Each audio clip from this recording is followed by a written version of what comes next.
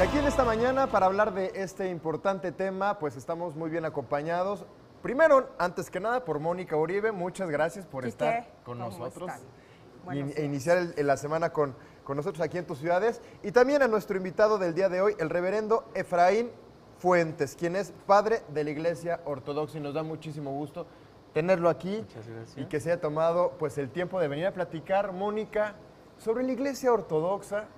Y quisiera que pues arrancáramos con un poquito de historia. Claro, ¿Qué te parece? porque es la única manera en que podemos Sí. entender el tema. Padre, ¿nos podría platicar cómo surge la Iglesia Ortodoxa? Bueno, En Rusia, más que nada, en Rusia, porque si Qué no diferente, podemos decir ¿verdad? así, es que es muy sí, grande el bueno, tema. hablamos que el desarrollo histórico de cualquier religión tiene grandes raíces en la historia de la humanidad.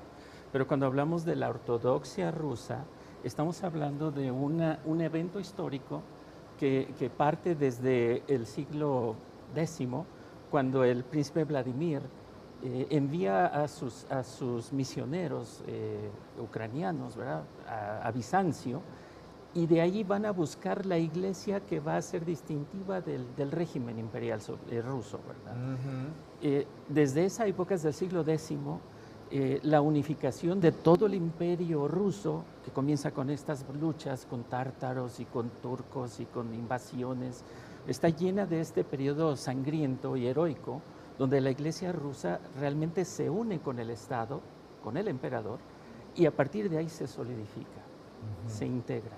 Padre, ¿cuál sería la característica central de la Iglesia Ortodoxa rusa? ¿Qué es lo que la hace diferente no solo de las demás iglesias ortodoxas autocefálicas, sino del cristianismo occidental? ¿Cuál es la diferencia?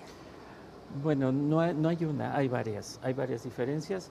La tradición rusa esencialmente es monástica, es muy conservadora, muy firme en su doctrina, en su historia, en su enseñanza, y sobre todo que tiene una posición de liderazgo entre las mismas iglesias ortodoxas, sobre todo en la época moderna, precisamente porque es la que marca la pauta para todo el mundo ortodoxo. ¿Sustituye a Constantinopla de alguna manera? El patriarcado de Constantinopla tiene otro tipo de jerarquía, porque es un primado, ¿verdad?, de honor.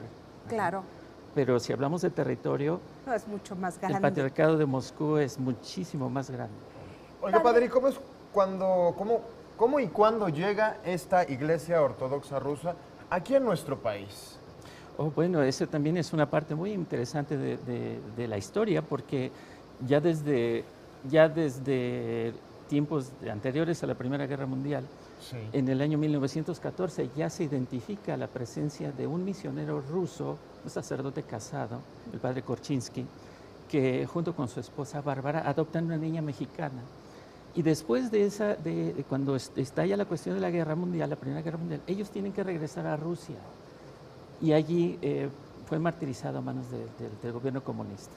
Pero estamos hablando de 1914 como la primera fecha Sí. donde ya hay presencia rusa notable. De ahí la iglesia rusa en México ha tenido una evolución que se identifica con la evolución de la misma comunidad rusa en México. Claro.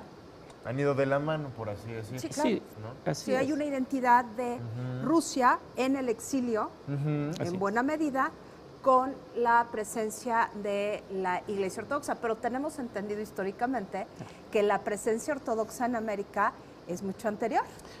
Sí, porque los primeros misioneros ortodoxos llegan por Alaska en el siglo XVIII y de ahí tenemos los primeros santos ortodoxos americanos, que son San Germán, misionero de Alaska, ¿verdad?, y San Inocente, metropolita de Moscú, que es el evangelizador de los pueblos aleutianos, que son los que convierten al lenguaje local toda esta tradición y todo este cúmulo de conocimientos eslavos, rusos. Posteriormente, cuando el avance de la iglesia ya viene por la costa del Pacífico, ¿verdad?, llegan hasta California, donde se encuentran y chocan con los misioneros franciscanos, y ahí es donde vienen los primeros mártires ortodoxos de América, San Pedro el San Aleutiano, Pedro el Aleuta, que era un niño. que es un niño, Es un niño. a quien lo martirizan cortándole los dedos para que renuncie a su fe y acepte ser bautizado. Pero como ellos ya habían sido convertidos por los ortodoxos, pues ellos decían que no había razón. Sí, como para qué. Pero es un periodo de la historia muy importante y es muy interesante conocer esas historias porque no existe una evangelización forzada por parte de la Iglesia Ortodoxa y eso es importante. Claro. Pues muchísimas gracias al padre Efraín Fuentes por habernos acompañado el día de hoy, Muchísimas regalarnos gracias, padre. un poquito de la historia de esta iglesia tan importante. Muchas gracias. Gracias a ustedes. Mónica, muchas gracias. Gracias a ti, Quique. Que te vaya muy bien, buena Igualmente. semana.